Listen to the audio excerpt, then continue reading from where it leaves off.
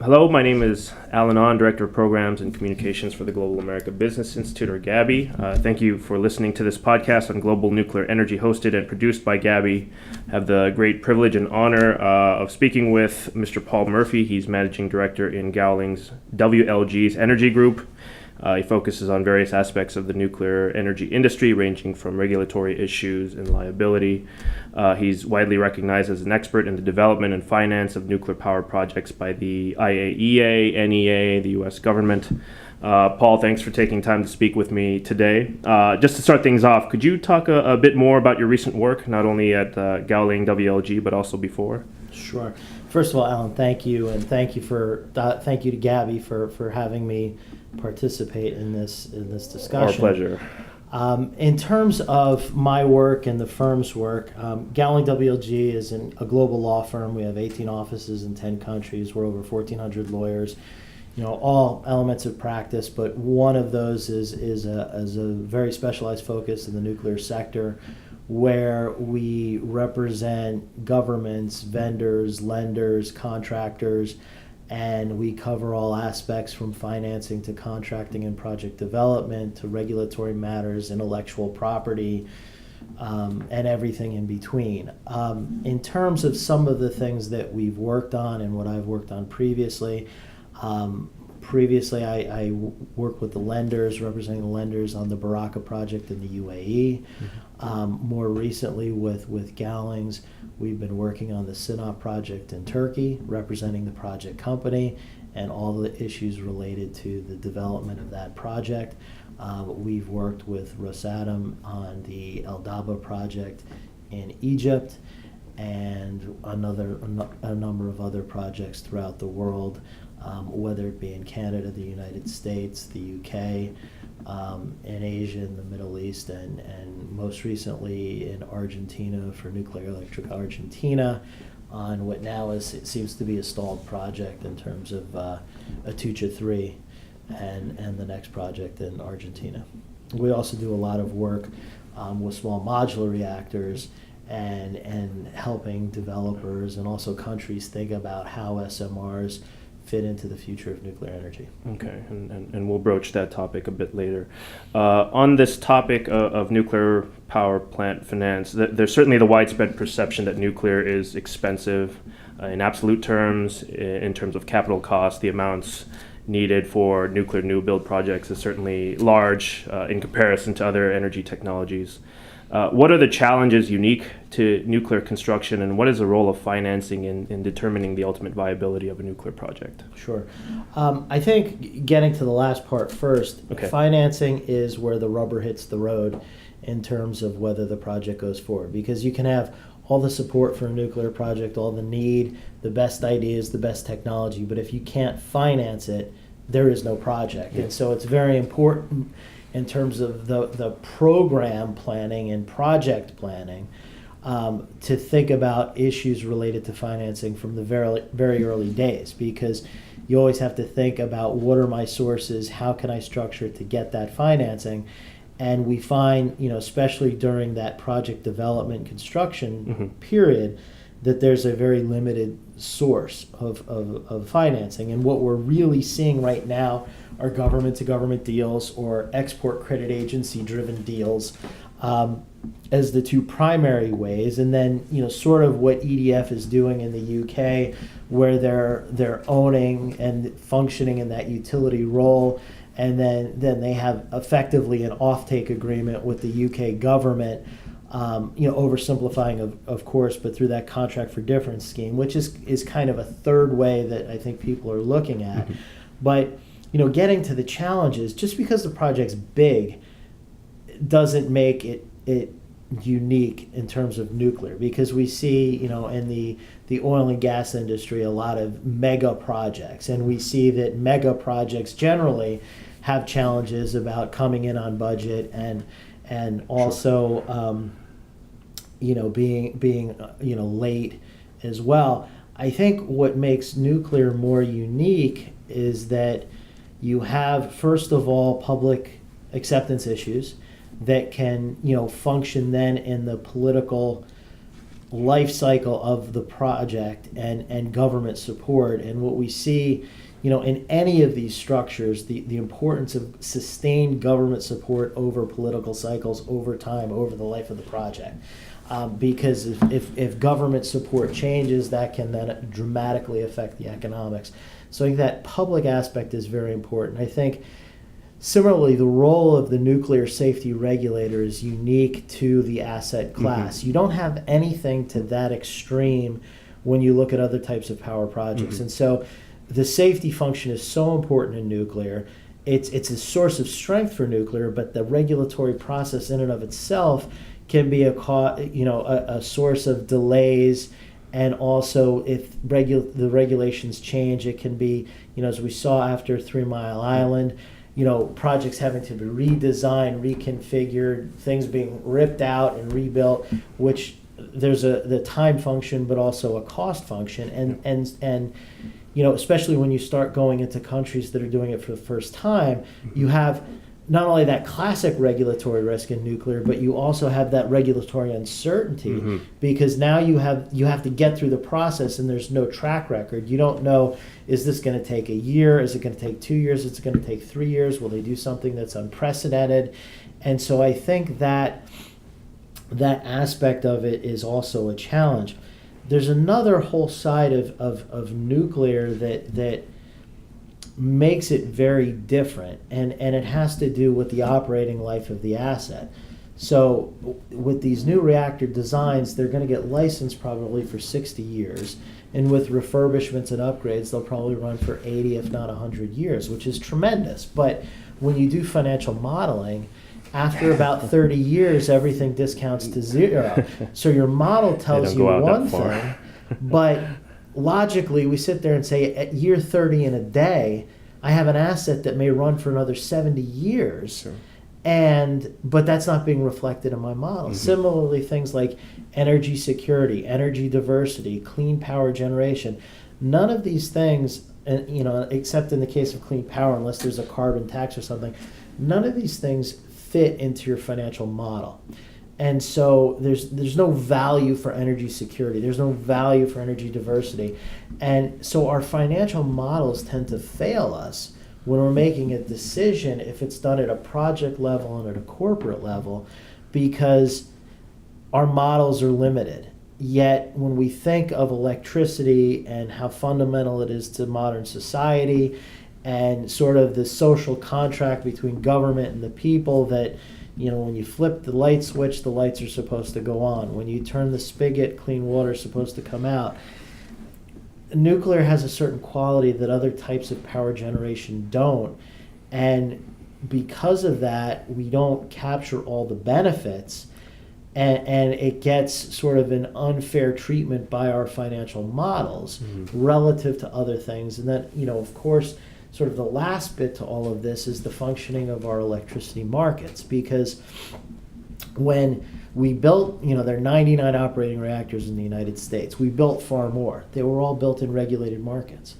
Now we've deregulated half of our markets. Nuclear struggles in those markets. We're not trying to build new ones in those markets. And it really, again, relates to that front-end investment, which there's a risky period, but it's a relatively short period as long as I can then recover that by fully dispatching my base load unit over the next 60 or 80 years. But if I lose that certainty, then my front end becomes even riskier. Going back to the subject of nuclear newcomers and sort of the uncertainty of having to develop regulatory institutions from scratch, and there's certainly been expressions of interest by many countries in starting civil nuclear programs. How does financing impact project development, procurement decisions, and thus also the competitiveness of various countries with respect to civil nuclear exports?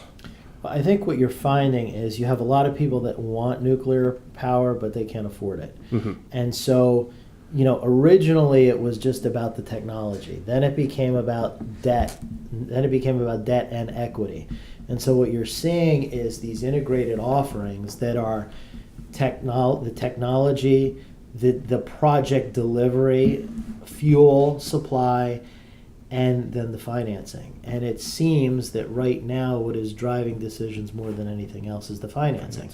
And so, when you look comparatively at the competitive landscape, when you have state-owned entities, they can do things that the ones that are not simply can't do. It doesn't mean that they don't behave in a commercial manner. It's just that they may be able to go to some places in terms of the interest rates they charge or the tenor of the loans or other conditions that set them apart from some of the other offerings. And when you then consider the scale of these projects, a slight difference in in the interest rate can have dramatic effects on the project, or the tenor of repayment. When you model that creates change. And so, especially when you're a country that's never done it before, if you have someone that's coming to you with a completely integrated offering, that becomes very attractive. Politics aside, politics can actually affect who you may want to deal with and not, but politics aside, that sort of one-stop shopping where I can do all of this for you and bring financing becomes very compelling for countries that may not have the financial capacity that others do, because they're looking at it and saying, I need the power, I need to make this transformative change, I need clean baseload energy, so I get to nuclear, but if I can't do it, someone's got to help me. And so the more help that is coming from a source, oftentimes it's once you determine that each of the technologies are good enough, then the cost and the financing become the drivers. And for those that maybe can be more aggressive on those points, that's going to help them develop those markets better. You briefly mentioned the state-owned enterprises and the inherent advantages that they have in this space. Russian and Chinese nuclear vendors, both state-owned, vertically integrated, bring a lot of government money, government financing to the table, and so they're often perhaps unfairly lumped together in discussions about competition in the global nuclear market. In terms of nuclear exports, export financing, how are their approaches similar, and how do they differ? Well, I think just in terms of timing, I think Rosatom is ahead of China. Rosatom's been out there doing it longer. Sure. They've entered into more relationships with a variety of countries. Yep. They've locked up certain markets. Sure. And so I think just from a deal formation phase, they've been more aggressive. I think China, ahead of the game. Yeah, and I think China has been a bit more inwardly focused to start. Sure. Yes, they are doing things in Pakistan, but I don't know that a lot of the world focuses on who's doing nuclear in Pakistan. Not to denigrate the Pakistanis, it's just not, when you think about trends in the market, people are going to take a lot from that experience. But I think you see the Chinese coming on stronger now. And when you look at what they did in the UK and what they were on the verge of doing in Argentina, they're using their ability to provide financing to then place their technology. So in the case of Hinkley Point, it was, well, we don't have enough we don't have enough sources of funds, so the Chinese will come in and save us. The Chinese come in and said, but then I want content, I want my own site. They kind of did the same thing in Argentina. And so they're looking at financing as a way to then place their new reactors and build relationships that way.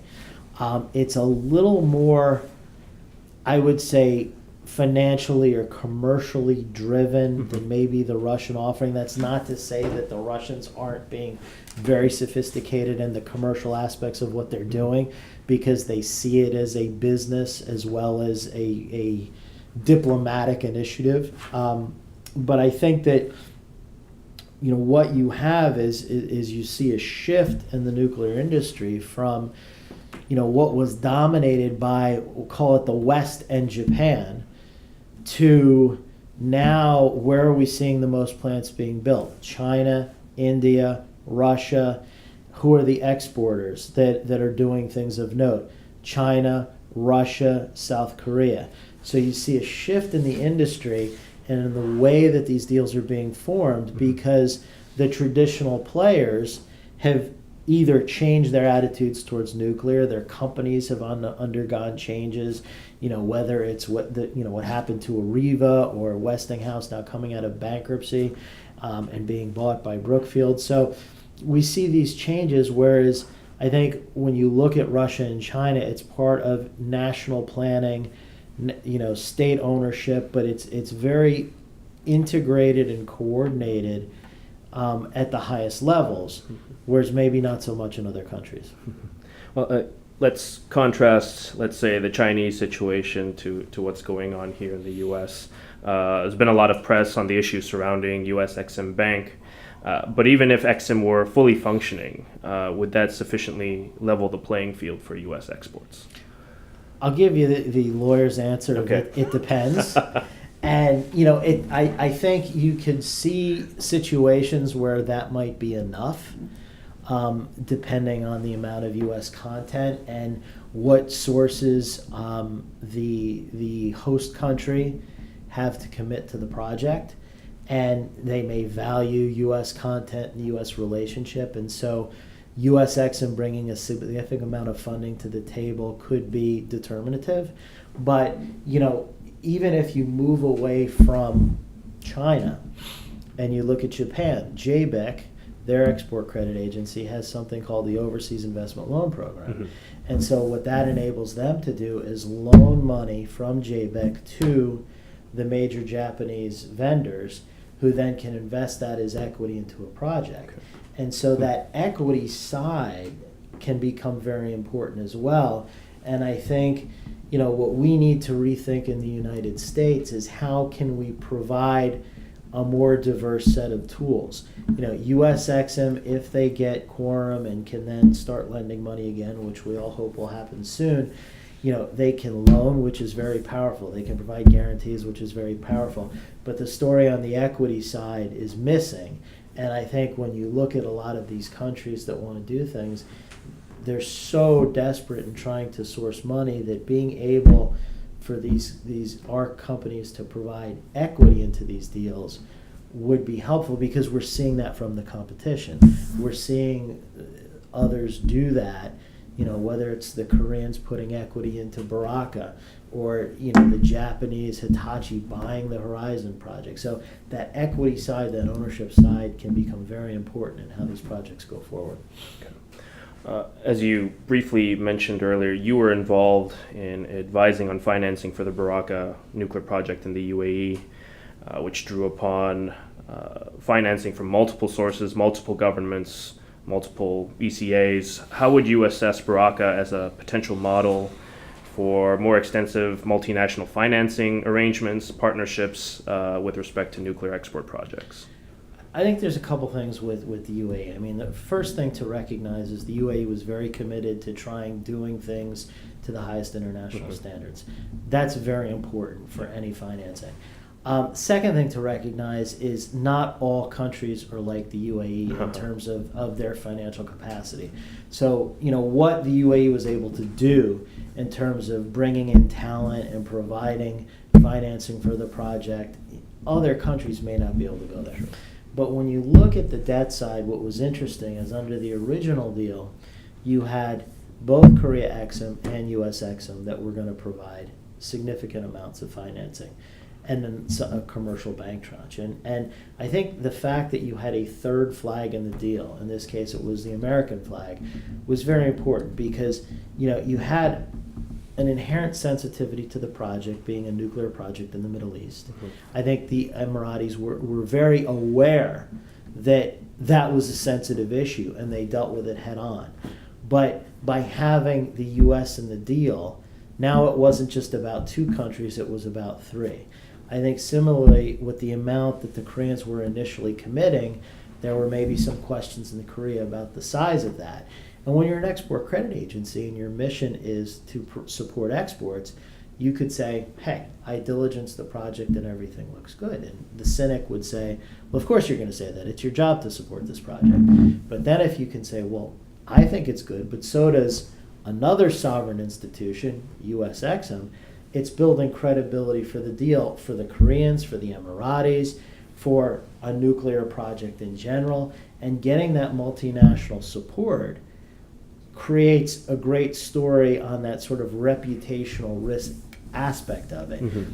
The sourcing of financing from multiple sources maybe wasn't as important to the UAE, but could be very important to other countries that don't have the UAE's resources. So being able to, mix content across the entire delivery chain enables you to then source financing from a number of countries. You get that reputational support, but you're also getting the funding support because, frankly speaking, the Koreans couldn't have done the original UAE deal over and over again. There would have been a capacity issue after a while. But by then mixing the delivery options, you can then leverage the money that one country may have from its export credit bank across multiple deals by bringing in other partners. Okay. Maybe looking a bit into the future, and you had said that you had done some work on small modular reactors, SMRs. There's clearly been a lot of buzz surrounding this new generation of reactors, which includes SMRs, but also non-light water reactors, you name it, fast reactors, high temperature, gas-cooled reactors. How do these new next generation technologies affect or change traditional assumptions about nuclear plant financing? Well, on the negative side, and we'll get that one out of the way quickly, on the negative side, you have first-of-a-kind risk. So from a financing perspective, lenders don't like that. Sure. And so one of the challenges for all of these vendors is how can I do that first demonstration project, prove the technology works, that I can deliver it, build it, and operate it, so that I get past that. Once you get past that, then what you're really looking at is it's just not as large an amount of money. So because of that, you can start thinking about new ways to finance because you're not having to source so much. You're dealing with a smaller construction period window. So your interest during construction goes down as well. Now you're saving money. By the multiplicity of the deployment, you're getting into factory construction, a controlled environment where you're hopefully reducing construction risk. And so by getting into this replicability, this multiplicity, you start to, and that factory environment, you're hoping to reduce construction time, reduce construction risk, you have inherently lower costs.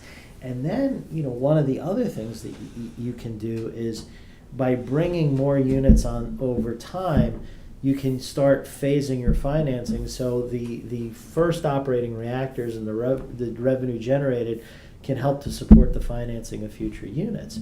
Moreover, you have situations in countries that either the grid is too small, so they don't need the large reactors, or they don't have the need or the capacity right now.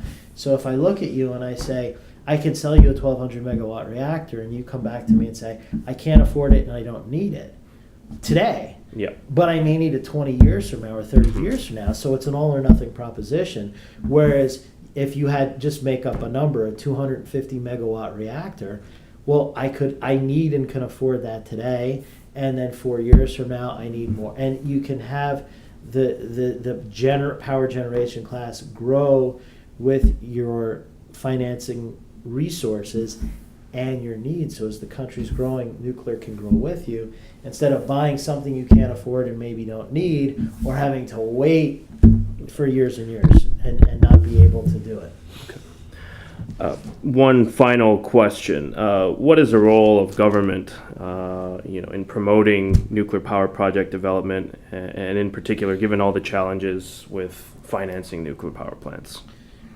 I think no matter the financing or project deployment structure you think of, regardless of whether it's the state-owned entities or the corporate entities, you see that government is essential to the success of these programs.